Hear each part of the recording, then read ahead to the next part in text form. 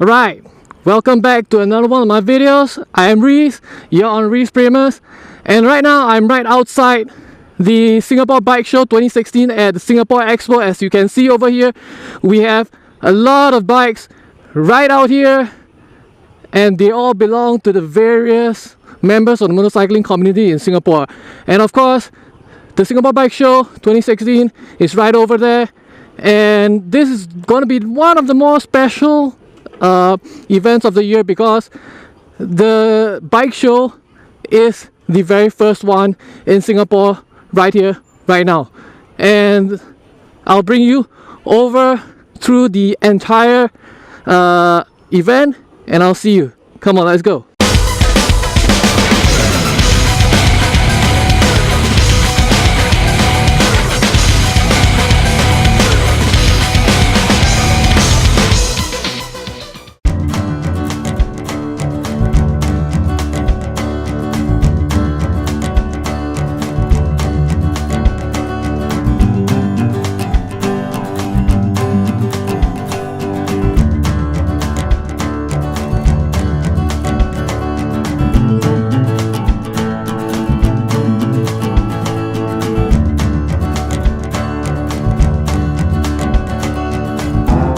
Alright, so we are right here right now at the Singapore Bike Show.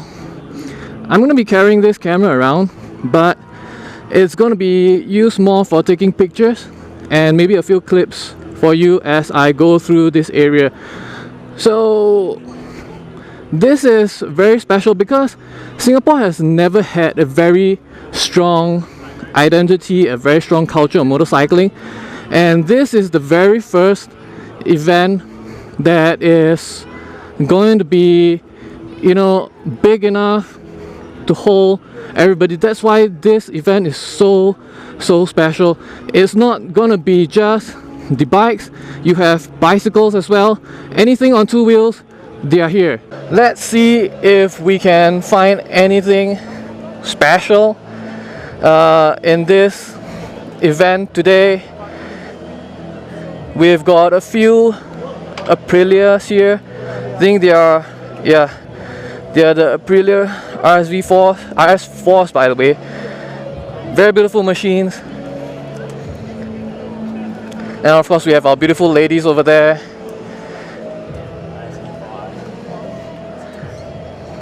Now let's see if we can take a look at some of these machines. Beautiful paintwork over here. Let's get on this.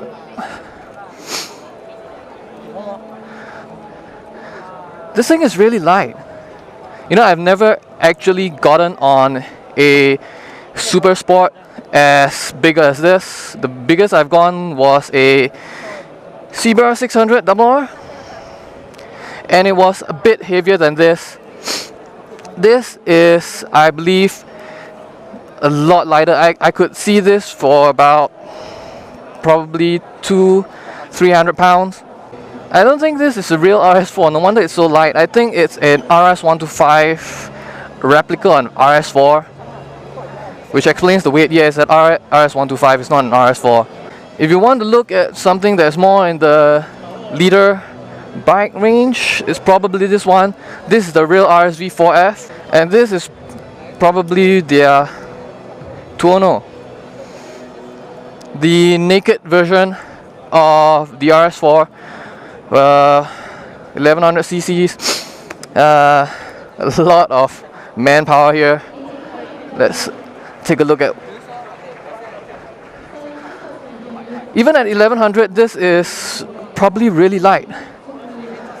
Like, I could probably see it in the same weight category as a DRZ. It really feels as light as my DRZ, and nowhere near as heavy as even something way smaller than this, like the Super 4. Since the Super 4, most of it is made out of steel, while this has a lot of weight-saving materials like aluminum alloys and carbon fiber frames. Really beautiful bike. I think probably this bike's only non-saving grace is the fact that, you know, you can see the clutch hole right here, and in the kind of climate we have in Singapore, this is gonna rust, it's gonna snap, it's gonna go very fast, and you probably want to be able to wire a secondary clutch cable through this like we usually do on the sumo motor scene, and as a backup, feels like a plastic tank, which would explain a bit of the weight loss here. Moto Guzzi's V9 bobber. Moto Guzzi doesn't really have a very huge scene in Singapore. They are mostly relegated to a very small subset of riders that are into exquisite niche models, and they tend to be more well-paid professionals in Singapore, where in a country where most motorcyclists ride because it's a cheaper form of transport. So not many riders actually ride one of this or can even afford one of this. I believe this would go for somewhere around 30 to 40,000 in our country, not including a lot of the taxes. So you don't see one of these kind of bikes in Singapore very often. The whole electronic setup is really simple. There is nothing special going on here, no electronics, no nothing. Probably at most, if I'm not wrong, it's got a fuel injection, so a bit of monitoring systems going on. But as far as what you are able to see or programming is gonna be about, there's practically nothing here.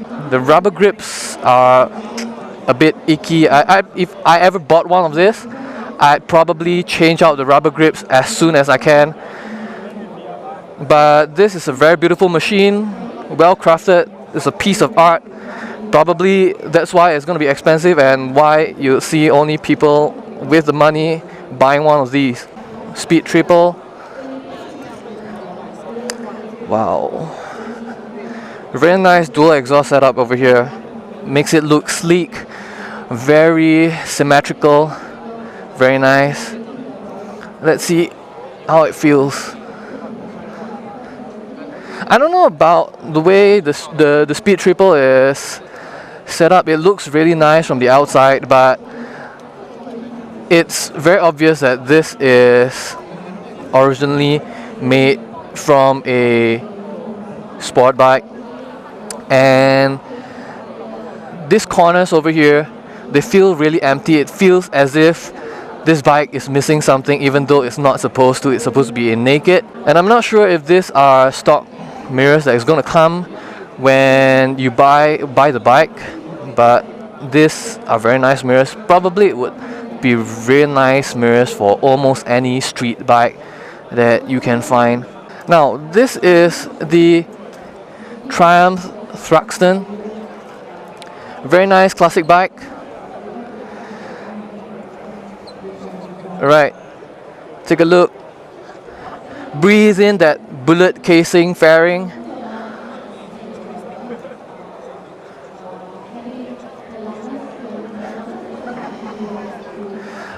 I wonder how this this tank cap works. But